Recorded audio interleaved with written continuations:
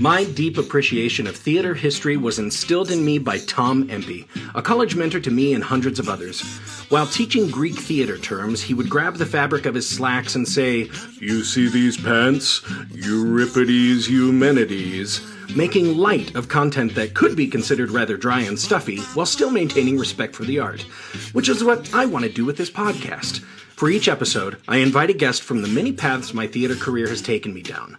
I give my guest no idea what we'll be talking about, but they know we're going to find an outrageous story about theater history and perhaps get a better understanding about why we're still doing it after all these years. So welcome to Euripides Eumenides, and I am your host, Aaron Odom.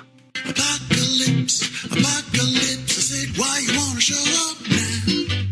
Just when the heart of my life was getting good. I'll give you one more chance. Walk on out of the door, yeah. Get your ass to getting where the getting is good.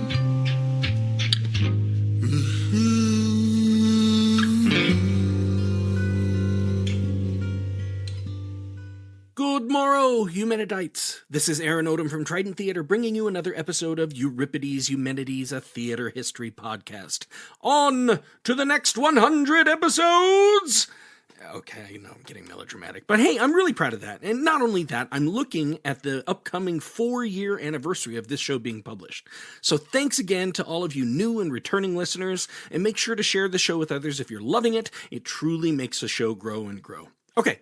On to this episode. For episode 101, I bring back a friend I made during episode 71, Is Cats Any Good? Mary Kennedy joined the panel for that discussion and was truly delightful in her dissection of cats and her opinions about it.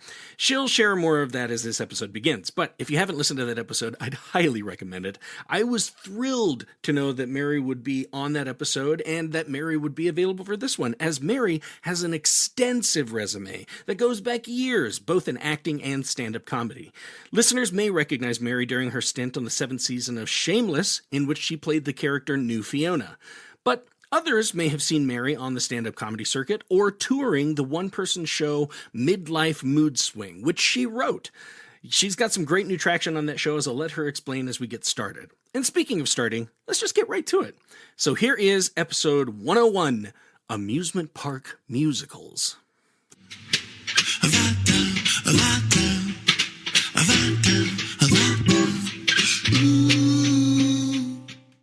Last time you were on, we were doing the Is Cats Any Good episode. Yeah, that was great. And I resounding no. Nope. Yep. Yeah. And that's just one of those ones. It's like, it is so black and white. You don't get people in the middle of the road who are like, it's all right. It's either we are into it or we are not into it. But at that time, you were getting ready to launch one tour of your one-person show that you wrote, Midlife Mood Swing, and that tour sounds like it went okay, but you're doing it again. Yeah, so kind of what we're doing is we made it into the BFF Festival in Santa Monica through Santa Monica Arts, so Santa Monica Playhouse.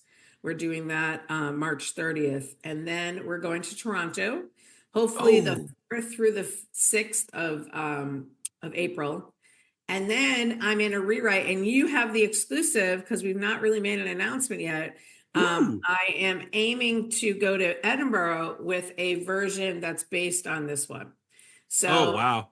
Be in Edinburgh, hopefully in August. And I'll be performing 25 shows. And so Kennedy will be going to Scotland.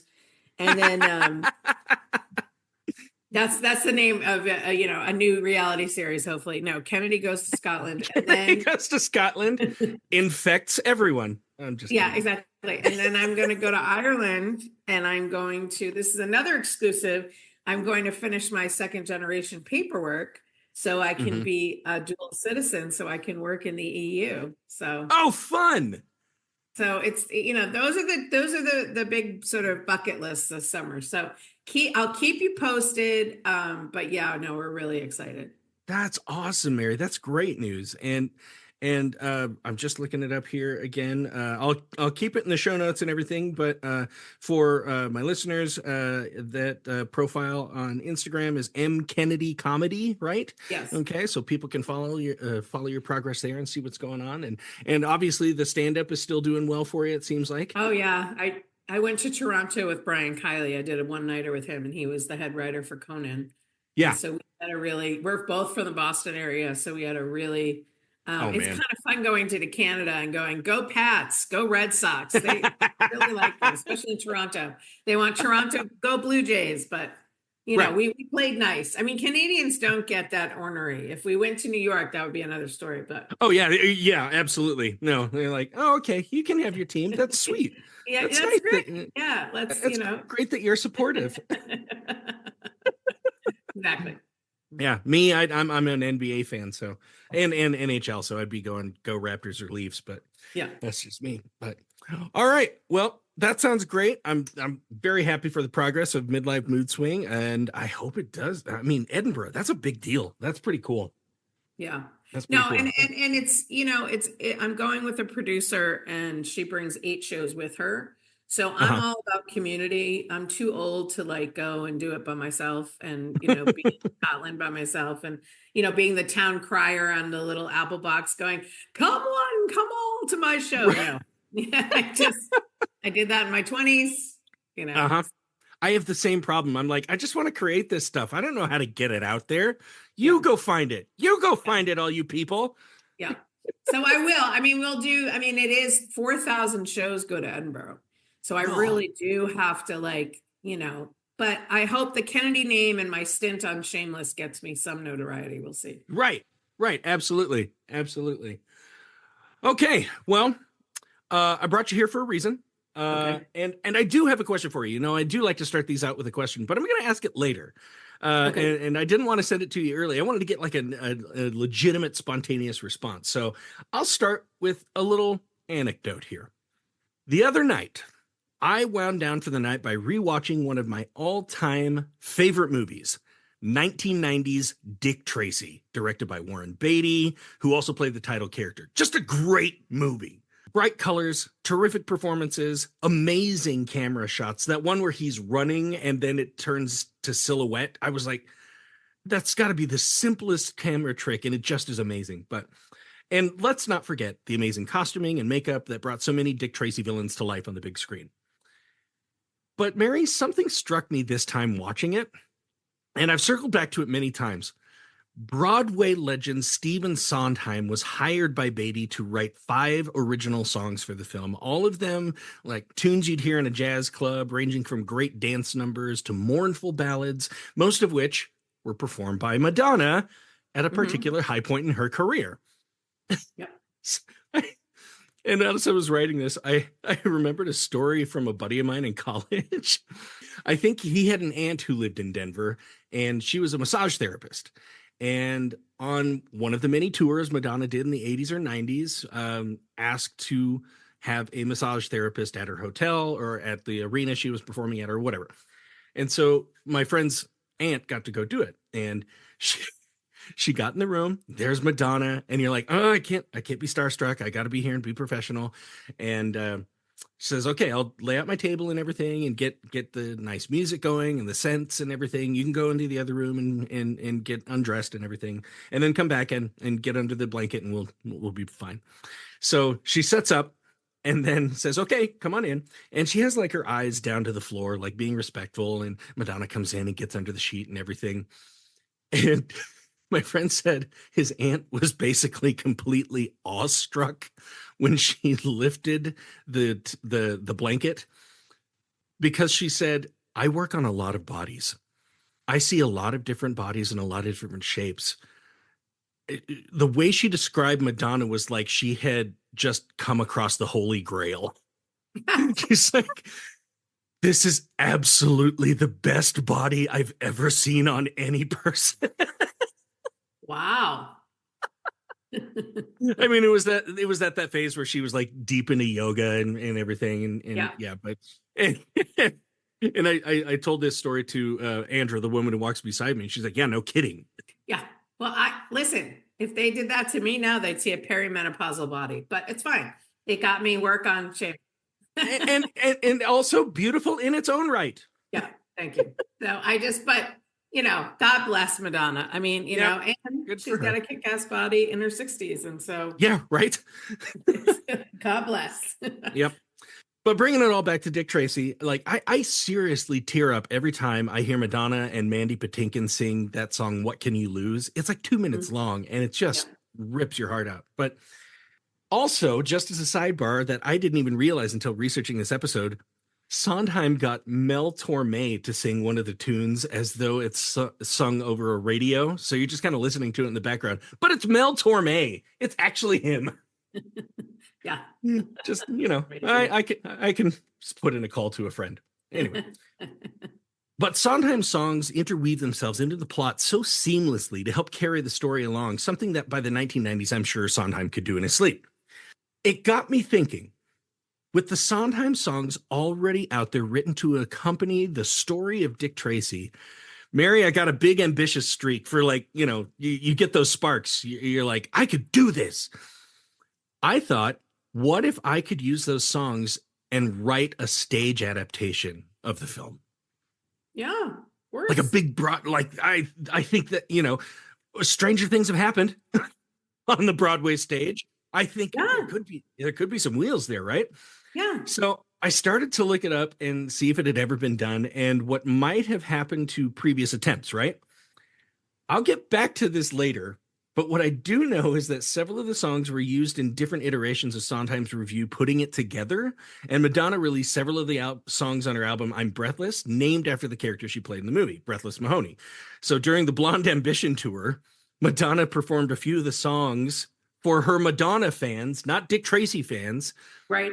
With a whole chorus line of Dick Tracy's behind her. Yep. Oh, I remember that. Very cool. Yeah. So anyway, this search of mine inspired today's episode.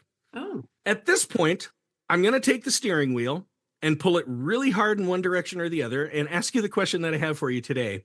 And I think you'll see where we're headed for this. What comes to mind when I bring up amusement parks? Oh. Oh. When I was younger, well, see, because I came from Massachusetts and Massachusetts, we had Salem Willows, which was in the middle of Salem. And it was this rinky-dink, weird carnival-esque thing. But as a little kid, you think it's like Disneyland or Disney World, right? Yeah, absolutely. But when you come back to it with your own kids, they take one look at it and go, what were you thinking? That's what is this? They were very disappointed. But about an hour north of where I lived was Canopy Lake Park. And Canopy Lake Park was sort of our amusement park. It was kind of like a miniature version of Six Flags. And that was okay. And a lot of families every winter would go to Disney World because everybody went to Florida when we were growing up. I didn't have the chance. So we would go to Canopy Lake Park. And when I was younger, I loved all the roller coasters and the tilt-a-whirls and all of those scary things. And same thing out here. I go to Universal and I do the Mummy Ride and then I sort of hit a wall and said, for my health and sanity, I can no longer do these rides. I said, I can't. So I'm relegated now to the Harry Potter ride because my husband's so tall, he doesn't fit in the thing. So we were taking our kids and he had to be escorted out and I had to take the 3 kids on this thing by myself. And I think that was I was horrified. So, amusement parks scare me. The thing I don't know if you know this about me, I'm really afraid of clowns. I hate clowns. Mm-hmm. I hate them. I hate everything about them. My son dressed as a clown for Halloween and I know. And he goes, why do you hate it so much? He goes, because I don't know who's under that mask, so to speak. He's like, it's me. And I go, and it's still creepy. So I am the type of person that I hate clowns and I hate with a passion. Oh my gosh. I hate going to Disneyland or Disney World and I hate the masked characters. I Yeah, get freaked out by Goofy, Minnie and Mickey Mouse. oh, I with their hate. completely static. I can't. I The can't. the expression is frozen in Yeah. time forever of just this soulless joy. Yeah. Oh, Yeah. I can't. And I won't. very Stepford. Yeah. I can't do it. And I hate masks. What are they called? I notice I don't watch a lot of sports. When you go to college football, mascots. I hate Oh, mascots. I can't. And don't ever take me to a circus because there's too Okay. many. Yep. So Yep. I'm sorry it was such a long answer, but I'm not a huge fan, to be honest. I don't love it. That's okay. That's okay. I like Disneyland. I do. I enjoy Disneyland, but that's about it. Well, unfortunately, Mary, we are going to be talking about amusement parks today. but in kind of a corner case market in the amusement park world, because when we think amusement parks, they're obviously dominated by like rides and attractions and stuff like that. Food also comes to mind, as modern parks are meant to be experienced over the course of many hours, so you got to plan, okay, which place are we going to sink like all of our money to get like 3 slices of pizza and everybody feels okay. But like I said, these have been staples of amusement parks dating all the way back to their predecessors, whose origins began in the Renaissance. Of course. Like they just have parks all over Europe. It's like, you want to get out of the city and go see some stuff? So they'd travel to what were called pleasure parks to partake in specially made anachronistic architecture and manicured gardens, but more specifically to what we'll be talking about, music and staged entertainment. Oh, okay. Yeah, right? Okay. So you do see those. It's not like I'm going to Disneyland to watch such and such musical, but it's there. Right. Yeah. Exactly. Right? Oh, yeah. No, much like Chuck E. Cheese's staged is. Small world. I can't. I'm frightened. No. Oh, God. Oh, I had to talk about that on an episode recently because the guys who wrote It's a Small World also wrote this wacky musical about throwing back to like the 1940s and big band era and everything, and all about the wartime effort over here. So it was like these guys wrote all this stuff, but they also wrote It's a Small World. That's hilarious. Yeah. Yeah. Okay, so many of today's modern amusement parks are designed to be all-day entertainment, offering usually more family-friendly fare. So when not riding rides or going from one ride to the next, the park offers guests places to cool off and relax while still being entertained. Hence, amusement park staged entertainment, most often found in the form of short-form musicals. Mm-hmm. Now, here's a great description I found in a New York Times article describing a typical amusement park show. Quote, "Theme park shows have a reputation like cotton candies. They're sweet and they go down easy, but they're not much to write home about." Right. Part of that comes from how much they stick to a formula. Run times rarely exceed 30 minutes, the faster to get people dried off or cooled down and get back to the rides. Because they're included with admission and open to all ages, they're family-friendly, upbeat, and musical. So as we continue discussing these, we just have to keep in mind that none of these are going to win a Pulitzer, okay? No. They're written to be pretty easy to swallow with characters that aren't all that deep, but that's easy to understand considering that a large number of these shows are written with small children in mind who still need to be able to follow the plot. It's like obviously good guy, obviously bad guy, good guy and the lead woman are in love, and easy to follow. However, while the plot lines of these shows are not so complex, the production value and technical elements are really what is impressive in amusement park shows. Would you agree? Yeah, I mean, one example that I'm thinking about is Disneyland in California has Aladdin, which is fantastic. Yeah. It's fantastic. I felt like I went to a Broadway musical. I'm not kidding. It's 30 minutes, fantastic. Yes. Yeah, I actually bring it up by the end, so I'll just put that in here. I actually talked about this topic with a few friends of mine, and one of them is a technical theater specialist. Like he's really savvy and good at what he does. But he grew up in San Diego, so he's been to Disneyland like I can't even count the number of times. It's probably in the hundreds. But he said from a technical theater standpoint, going to see that Aladdin was absolutely thrilling. Like, he specifically wanted me to mention the magic carpet ride, because Yes, the amazing. magic, like the apparatus for that never breaks down. It works perfectly every time, and it's absolutely magical. Yes. And Yeah. and you're like, I just went on the log ride and I'm soaking wet, and I just need to sit down and somewhere and let the kids relax for a little bit, and I'm treated with this amazing show. Well, and the acting is actually pretty serviceable. Yeah. It's good, you know? It's like, and Mhm. for an actor, what a great gig. Oh Like, yeah, what a great gig. You know what I mean? and I'm going to be talking about that here in a minute. Oh, good. The same New York Times article I just quoted a little bit ago said that most amusement park shows run several times a day, and due to, because of their short runtime and the frequency of park guests needing a place to just hang out for a little bit, the number of performances per week can range from 20 to 80 or more. I can't. I know.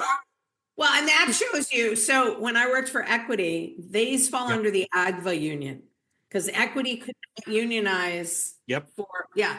So AGVA, come on, tamp it down a little bit. 80? Well, yeah, and I talk about that here in just a minute. Okay. One show that I read about called London Rocks at Busch Gardens in Williamsburg, Virginia. I think this ran like 10 years ago. It was based on British pop and rock, so it featured a lot of tunes from bands like the Beatles and Queen. But over the course of 28 minutes and for the runtime, over 1,000 costumes on the 14-member cast are seen. Wow. 1,000 costumes in 28 minutes. Oh my God. The show often runs 8 times per day, 7 days a week. So that's 56 shows. 56 shows. Wow. And like you were just saying, these shows are not required to follow the rules of equity. So working conditions and pay aren't really all that regulated. Most performers will earn something between $500 to $700 a week to perform. And this is from the article I found in 2014. So it might be a little bit more now, but Right. and they're often paid on an hourly wage. Yeah, and you might also see them working the ice cream cart. Yep. And then their next part of their gig is to put on one of those big, ugly, scary heads and go walk around and,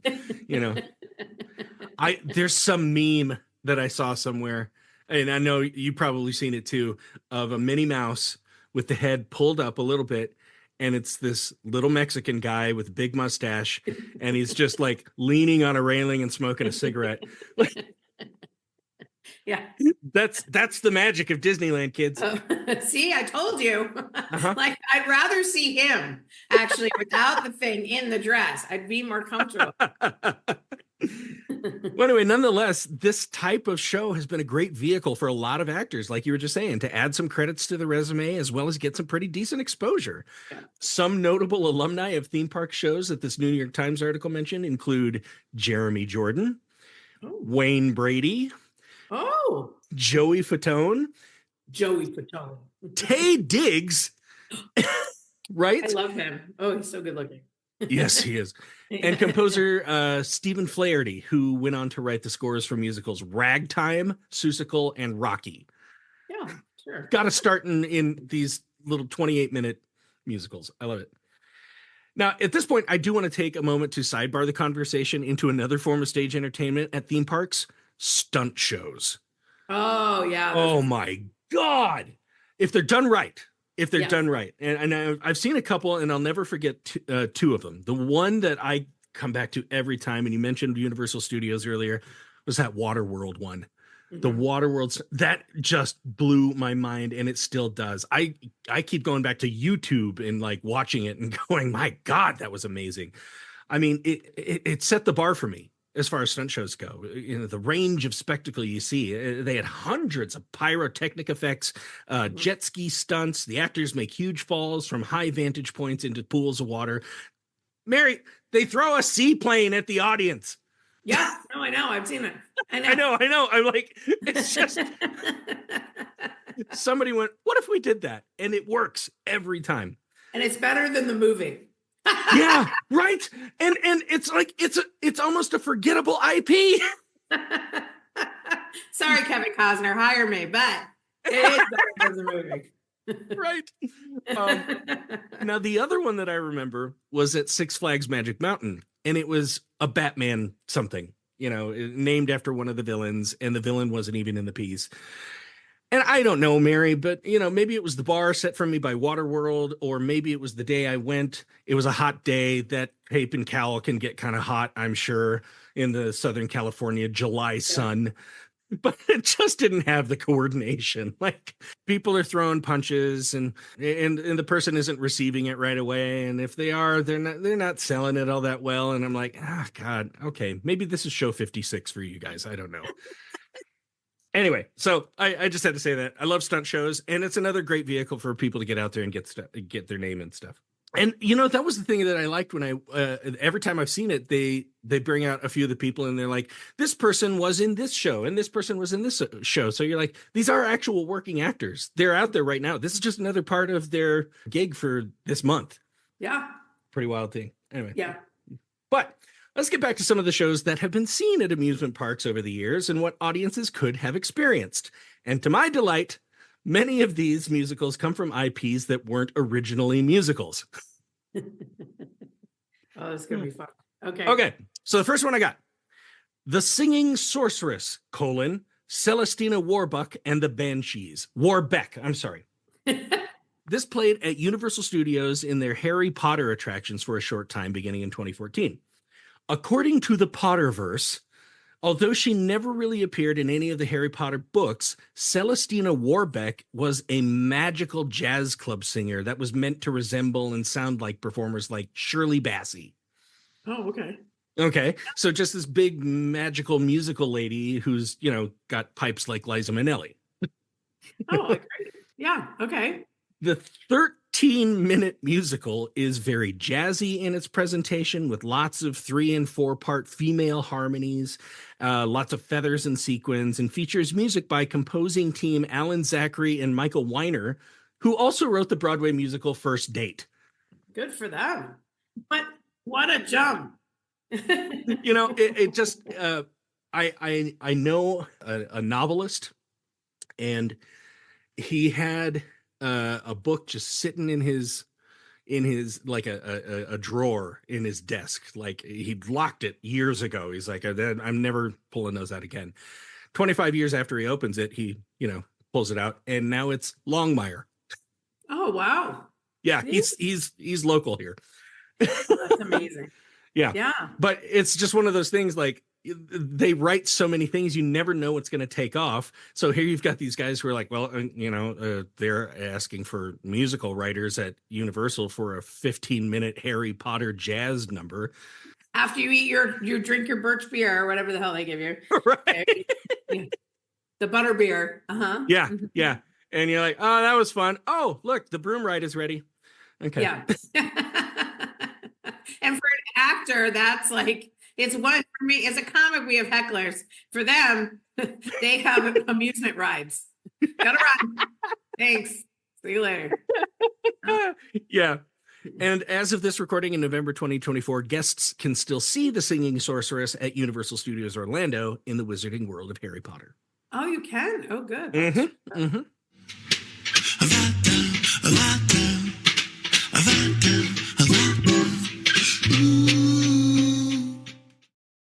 Cedar Point in Sandusky, Ohio, has long been known as something of a mecca for roller coaster enthusiasts.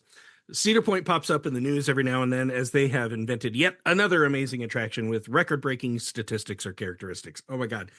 For example, Mary, if you go to the website today, in 2025, they're announcing it's coming out next year, the new ride known as Siren's Curse, which is touted as, quote, the tallest, longest, fastest tilt coaster in America. No. Or in North America. Yeah. Okay. So if you want to, you can go watch the video. It's on their website. But watching the fully developed, computer blueprint of the thing, this is how the ride operates. A train of cars is pulled up an incline like normal. But instead of a sharp incline drop on the other side of the hill, the train stops at the top of the hill on a section of track, and then the train gets locked into place. Then the track that they're on tilts vertically 90 degrees straight down. They just go, nope. No, thank you. And that track is literally just hanging there. The train is just hanging there until they go, all right, we're locked into place, and it shoots, just drops the train down, and it does all the other, loops and twirls and everything that, yeah. No, there's no need. I'm good. Yeah. No, So that's just an example of what you can expect at Cedar Point. But as a cool indoor offering in an old Western themed area of the park, an indoor theater has provided lighthearted stage entertainment for decades. Today, the attraction is labeled as Lusty Lil's Palace Theater, but has apparently been named a lot of different things in its history. Almost every year since 1968, Cedar Point has offered a stage show that runs about 30 times per week. Oh, okay. The shows range in style from old Western melodramas featuring dastardly villains and saloon girls to ragtime tap dance shows to big band swing shows to country music extravaganzas, etc., etc. From 2014 to 2019, the show was known as Lusty Lil's Review, or Lusty Lil's Wild West Review, or Lusty Lil's French Review. All right. So great. Yeah. It's really funny. Yeah. There were 11 members in the cast, which also included 2 musicians, and a spokesperson for the park said that the annual production budget in 2014 was around $160,000. Wow. And I bet for the French one, it was more. Oh, I bet so. That's a lot of feathers. That's a lot of feathers. Kendra Lucas, who played Lusty Lil in 2014, said, quote, "I'm working the hardest I've worked in my career." Oh, that's interesting. Isn't that something? Yeah. I mean, that's a lot of shows, and they're all like 25 minutes. Something I read said that, the thing about these things that really enhances their charm is that they have to be as authentic as possible. You can't half-ass it anywhere. Like, these people are, like I said, they come to Cedar Point to ride the rides. And this is what they're doing in their downtime between getting their stomach back put into place and everything.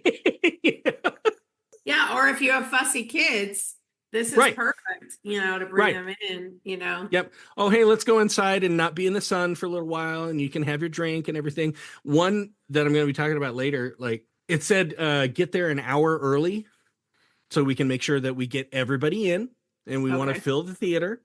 And so you're like, that's great. You can sit the kids down. Maybe they'll even take a nap before the show, and you can wake them up. Oh, hey, the show's starting.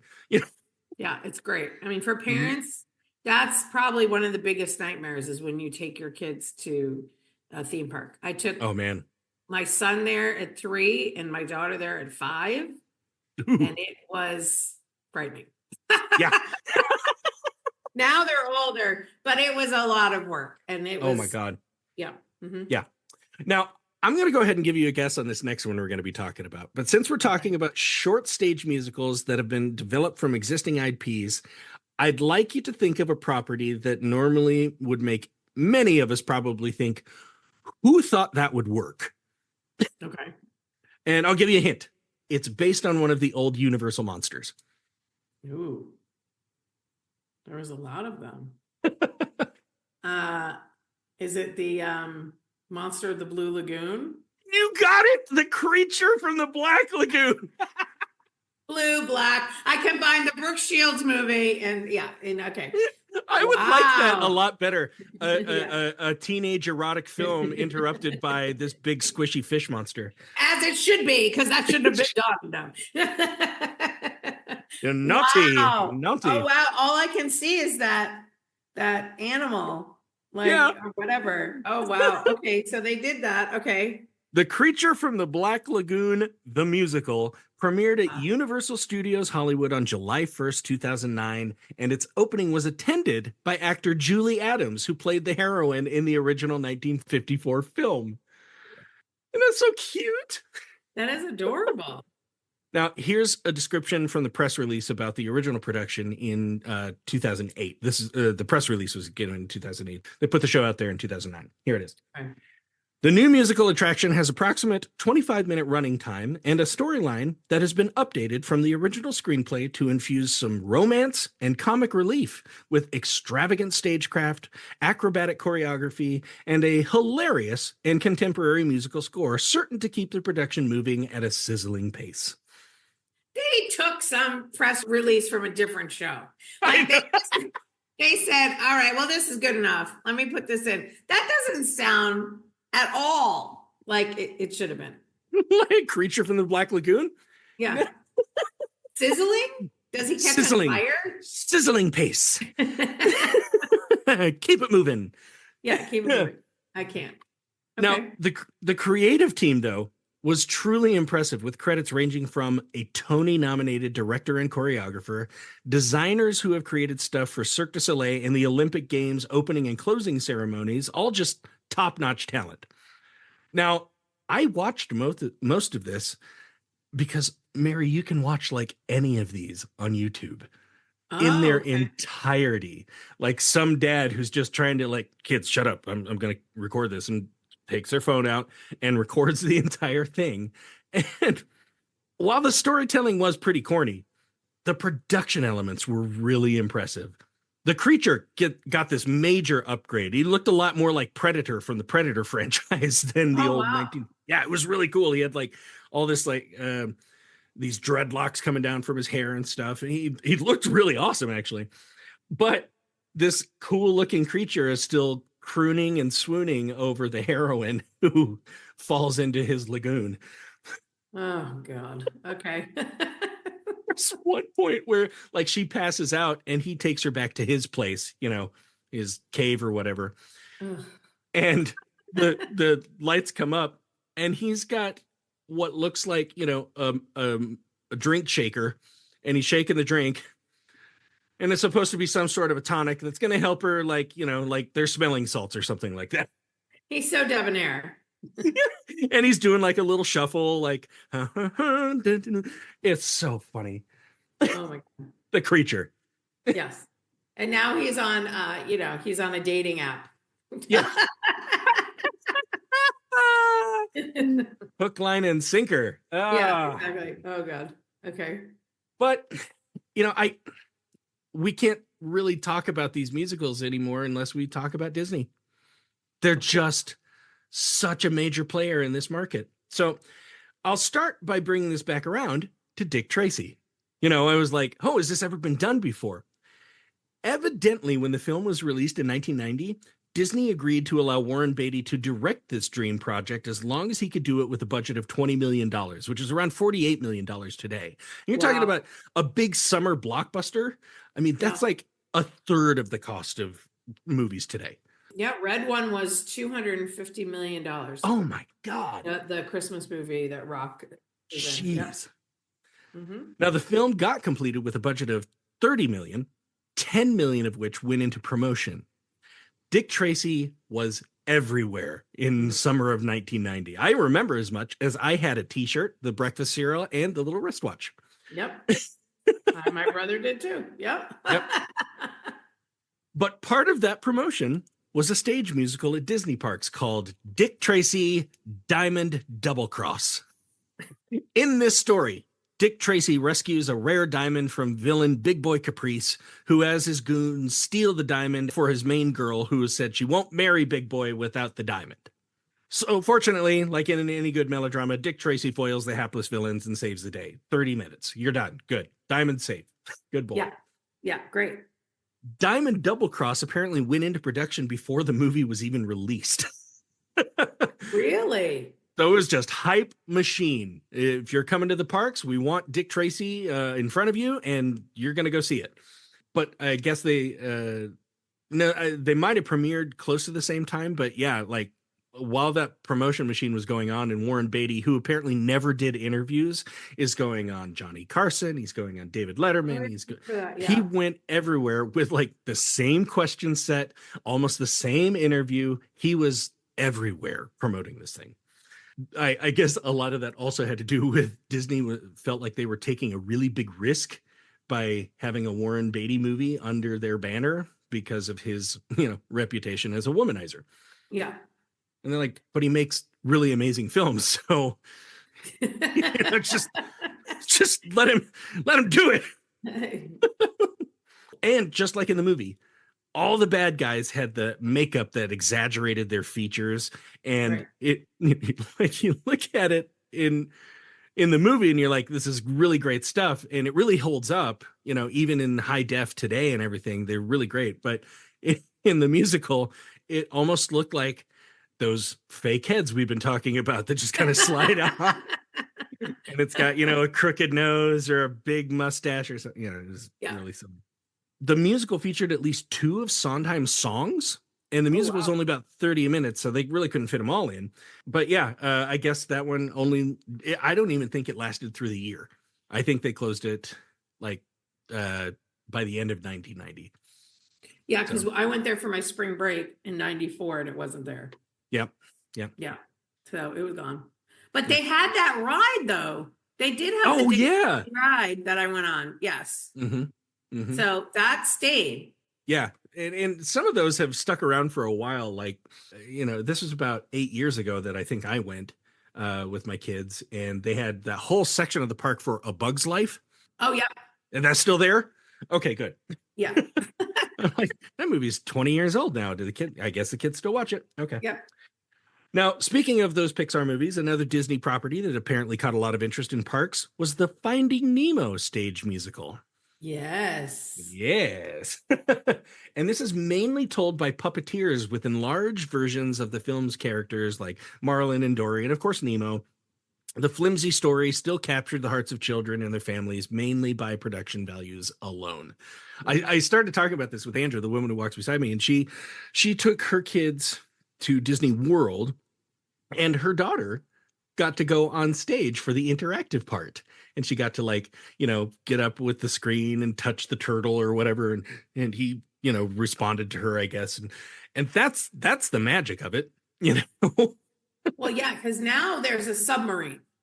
Like I've done this submarine, and they actually do pieces of the movie as you're quote unquote underwater, and you can watch the movie. And then it moves, but the sort of pessimistic brain that I have, I was like, this is all a ruse. We are just staying still and they're moving the picture around us. But my mom told me that no, it moved. I was like, okay. I was really annoyed. I was like, I want my money back. And my son who adored Nemo, I was ruining it for him. I'm a horrible human. Mom, shut up. Enjoy it. God, that's funny. So it's been reduced to a submarine. That's what's been happening. Yeah. Well, the ride is, but I think the stage musical is still running in certain parks. Oh, okay. Yeah. And much like many of the others we've talked about, Finding Nemo is originally not a musical. So a completely new libretto had to be written. This was done by musical writing team and married couple Kristen Anderson Lopez and Robert Lopez. Listeners. Who did Encanto. Yes. Yes. And Frozen 1 and 2. But my listeners might remember Robert Lopez as part of the writing team of the Book of Mormon. Yeah. Robert Lopez also is one of the few people who has achieved EGOT status. Emmy, Grammy, Oscar, Tony. I did not know that. Yep. But as I said before, much of the charm of the Finding Nemo musical in Disney parks came from the utter spectacle of the piece, and that was dialed to 11. I mean, all of the puppets seem to have been plucked right off the movie screen. They look exactly like they did in the movie. And what's impressive to me about how the puppetry is designed, it seems to have been designed with bunraku in mind, that Japanese style where the puppeteer is fully clothed. You usually can't even see their face, but they kind of blend into the background. This is mostly done in Finding Nemo, as many of the puppeteers are adorned in form-fitting costumes that, have different textures that you might see underwater, like light being bent and hitting sand or, coral reef or something like that. That's just what you see on the characters. But all of the puppeteers have their faces exposed. Oh, interesting. And I think this has to do with the idea of we do a lot more listening with our eyes than our ears usually, like Right. I remember we have a black box here in my hometown, and I was one of the first people to do a full length production in it. And so I did a show in the round, and it was Dancing at Lunasa, which requires Irish accents. So all my Right. kids had to learn Irish accents. But I had people actually go to the box office and say, "You need to have those actors with microphones." I couldn't hear them. And I'm like, they were standing 2 feet in front of you, but they had their back turned to you. It's in the round. You couldn't see their faces. Right. So I have a feeling that had a lot to do with it. But I'm sure. Yeah. for like Finding Nemo, you have to express these emotions across two kids, two little kids. You can do a lot with puppets. I mean, Muppets are just outstanding. But with these ones, you couldn't really make their faces express emotion or anything. It's just their eyes could move, their mouths could move. So having the puppeteer, like, I think it just added to the entire performance of the whole thing, which is a great idea in my opinion. Yeah, I think it's great. Well, and Lion King did that. Yeah. I repped them on a Broadway during contracts, and that was the first time we saw puppeteers in full. Like they had full giraffes come out and 2 Mhm. people, and their head was the giraffe head, and they Right. had 4 legs because it was people. It was like really interesting. Julie Taymor did that concept. Oh, So yeah. the fact they did that, I'm not surprised. I think that's Mhm. great. Yeah. I think it's very cool. Now, Mary, I could probably spend another hour talking Mhm. about all of the IPs that Disney has adapted into short stage musicals in their parks. Yes. Because there have been so many. I know I've seen a couple of them. I think I saw one that it was just all the characters. They're like, we're taking a couple from Beauty and the Beast. We're taking Woody and Buzz from Toy Story. And hey, Disney. Oh, there's Cinderella. Okay. It was a fever dream. Yeah. Yes. Yeah. But thinking of all these IPs, it got me thinking, with a captive audience, is Disney using their park shows as a method of determining if a show could have legs on Broadway or not? Much like out of town tryouts. Are they doing that? Of the big 5 that have succeeded, Beauty and the Beast, Lion King, Aladdin, The Little Mermaid, and Frozen, none of them really use the park shows in that way. Really? And I was surprised at that too. But then I started thinking about it. I'm like, these are 2 completely different markets using these shows for completely different reasons.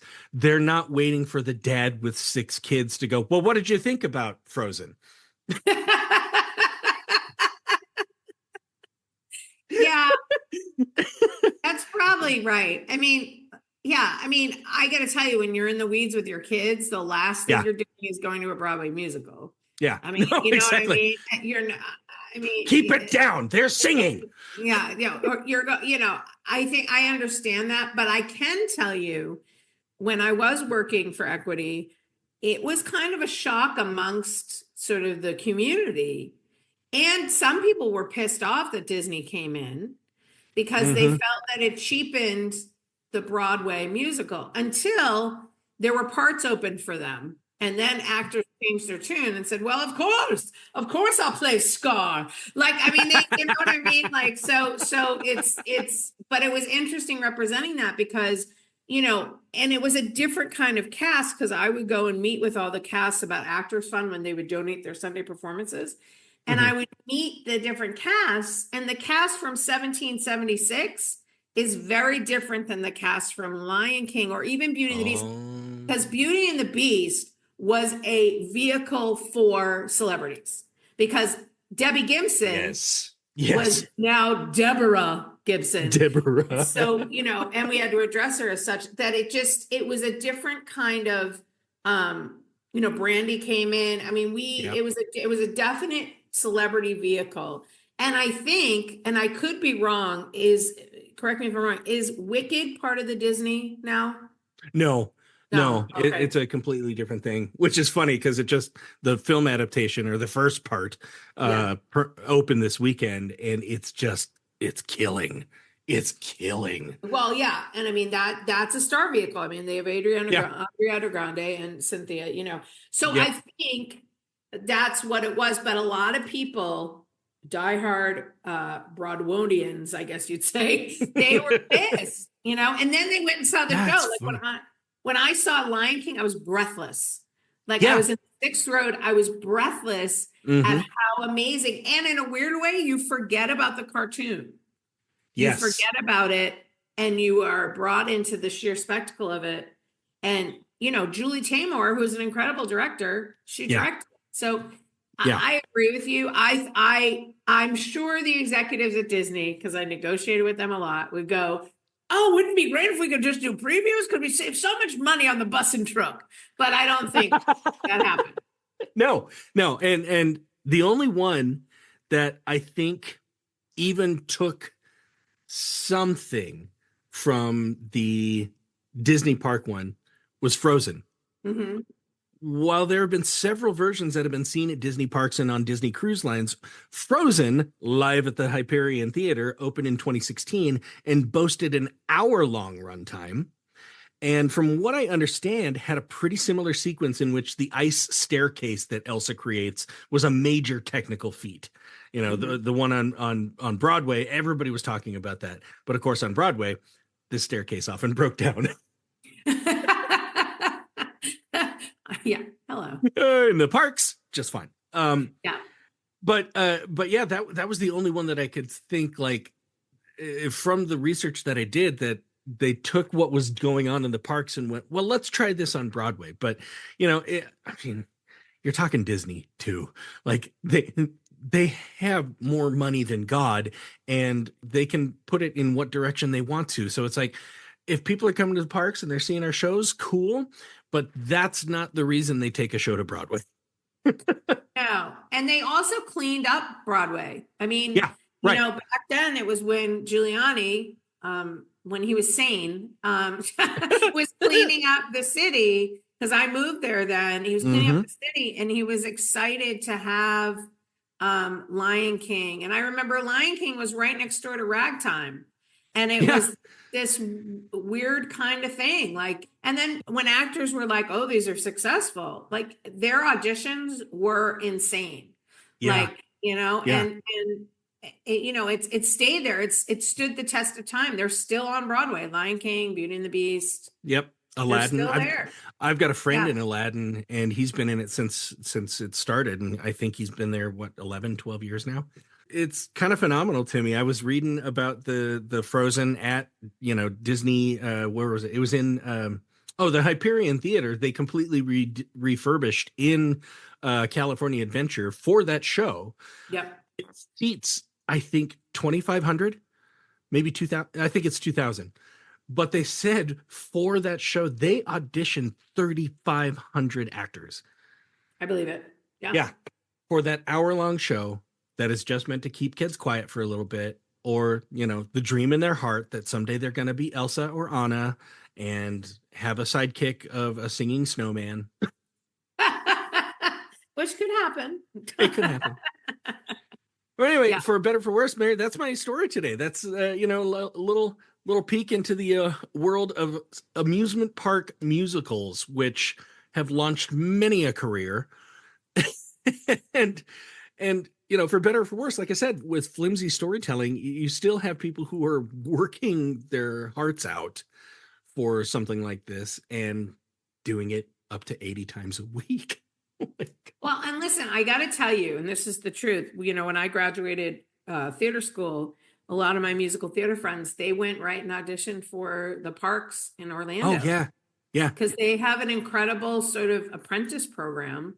Mhm. And, it's a great sort of, you want to call it another year of your bachelor, or maybe 1 year of a professional.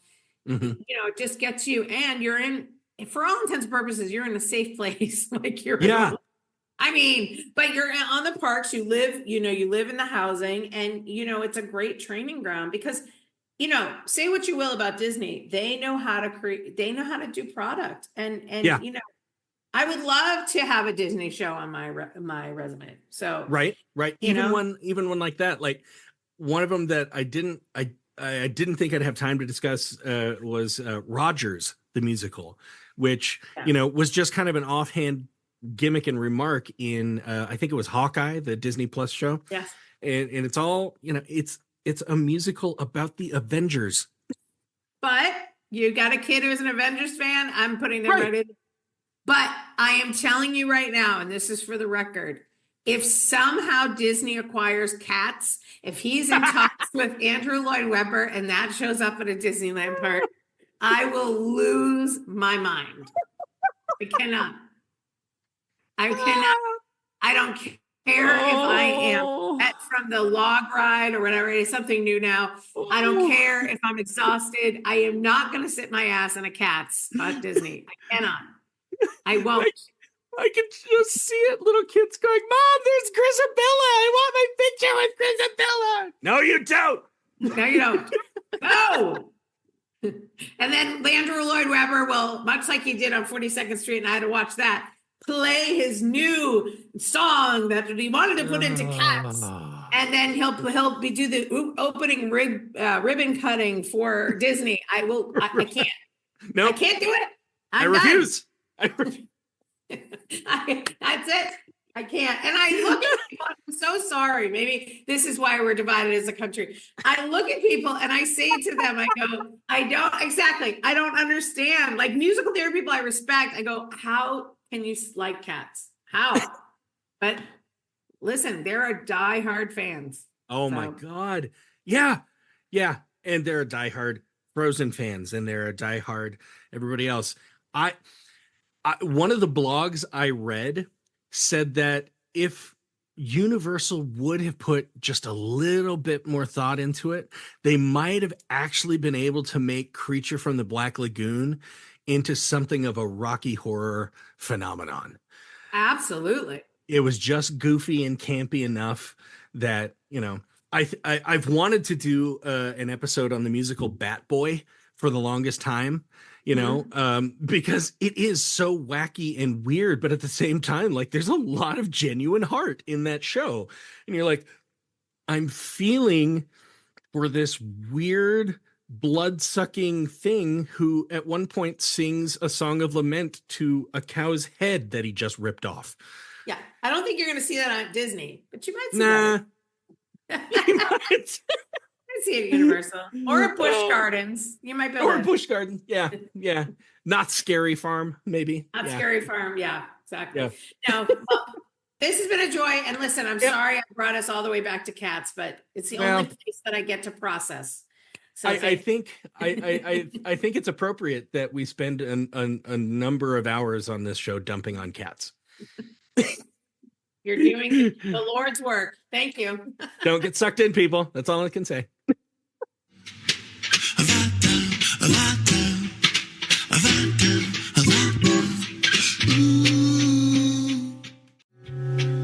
I do so love shining a light into dark corners of the theater history world like this one that remind us of the many different paths artists can take to get to success, and that success is rarely achieved overnight.